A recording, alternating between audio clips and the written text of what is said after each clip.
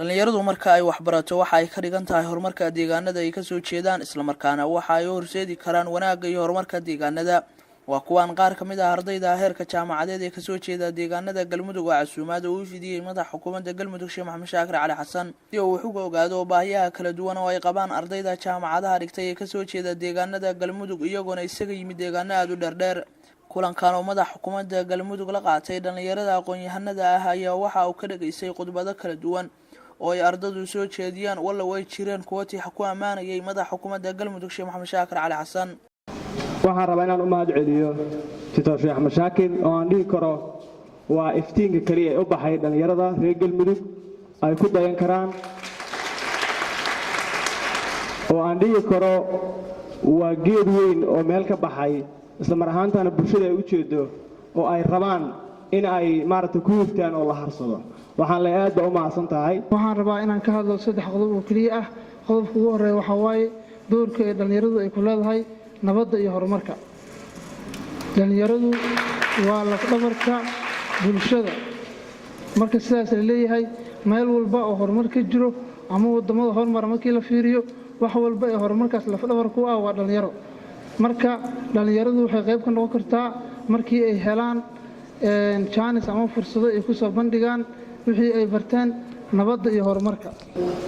halkan dhalinyaro qurux badan ah fadhida oo 7 degmo ka kala socota ama 7 magaalo laakiin ismaana weydiin inay maqan yihiin dhigaana walaalahan oo xaq u lahaayeen maanta inay halkan soo fadhiistaan. maana isweydiin waxay ku maqan yihiin iyo magaranaysaa sida lagu keeni karo.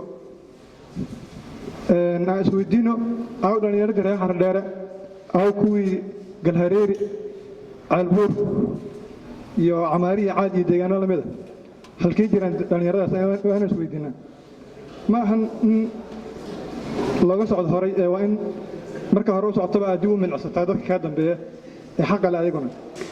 taariikhdu waa koow tixanaha isdaba yaal qof hadduu ka tago meel mid kaloo tabtiisa ayuunbaa tubtiisii mar labaad tallaabada tamashleen ku maro oo duruuftaa sidaa tiri. hoggaan talada goyn kara dadkiisana u turi kara tartan dunida geli kara tacadina tirtiri kara taqi shaakir inuu yahay taarka dunida lagu sheeg. Sheekh Maxamed Shaakir Cali Xasan madaxa golaha fulinta maamulka Galmudug ayaa aqoon-yahanada dhalinyarada ah ee ka soo jeeda deegaanada Galmudug ku bogaadiyay in deegaanada Galmudug ay u baahan yihiin dhalinyaro wax baratay isla markaana ay qayb weyn ka qaadan doonaan horumarka maamulka Galmudug. inaad isu diyaarisaan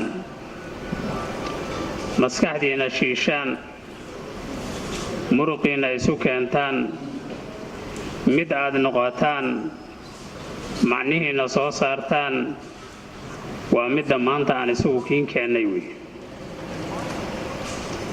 waa dareen wanaagsan sida aad isu baraarujideen. haddaadnan maanta isu imaan lahayn isma dhegaysateen oo walaalaha afkaarta wanaagsan idin siiyey lagama maqleen. waxaan leenahay waxaad tihiin macnihii maamulka oo ku tiirsanaa oona ku tashanayo kuna tiirsanaa doono.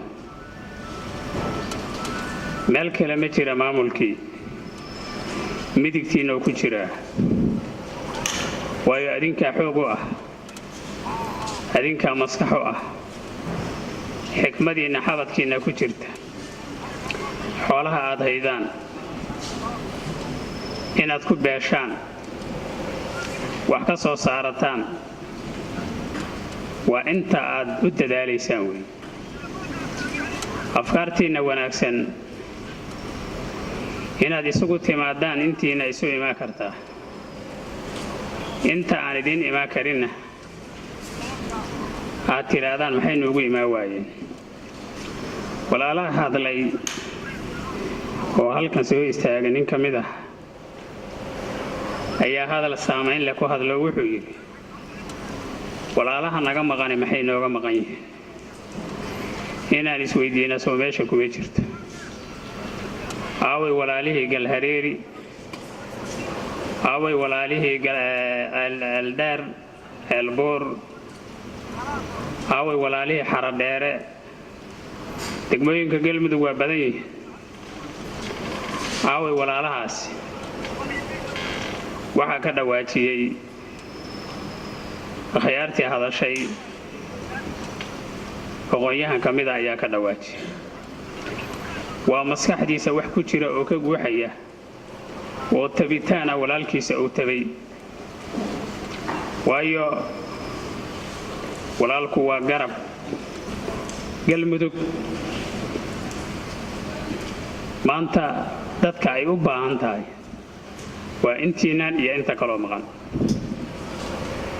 adinka waxaa laydinka rabaa inaad galmudug ka soo saartaan maamul wanaagsan sharaf leh hormaray macno leh la tartama maamulada kale ka hormaroo ka sara mara markii kulanka uu soo idlaaday ayaa qaar ka mid ah dhalinyaradii casuumaadda ka helay madaxa xukuumadda galmudug waxayna la wadaageen dareenkooda runtii aadan ugu faraxsanahay inaan ka soo qayb galo kulankan oo noo qabtay madaxa xukuumadda galmudug waxaana ka imid magaalada Gurceel rahmaan rahiim maanta waxay noo ahayd kulan weyn ayay noo ahayd oo aqoon-yahanada galmudug degmooyinkooda dhammaan oo Dr. Sheekh Maxamed Shaakir Al Xasan oo ku casuumay si aqoon-yahanadu kaalin muhiim ah ay uga qaadan lahaayeen dib u dhiska galmudug hadda laga aqoonsanayay wajiyada dhalinyarada ayaa waxay ka dhigan tahay sida ay isku jecel yihiin dhalinyarada iyo maamulka galmudug warar iyo barnaamijyo ku xiiso geliya kala soco Ogla Media Production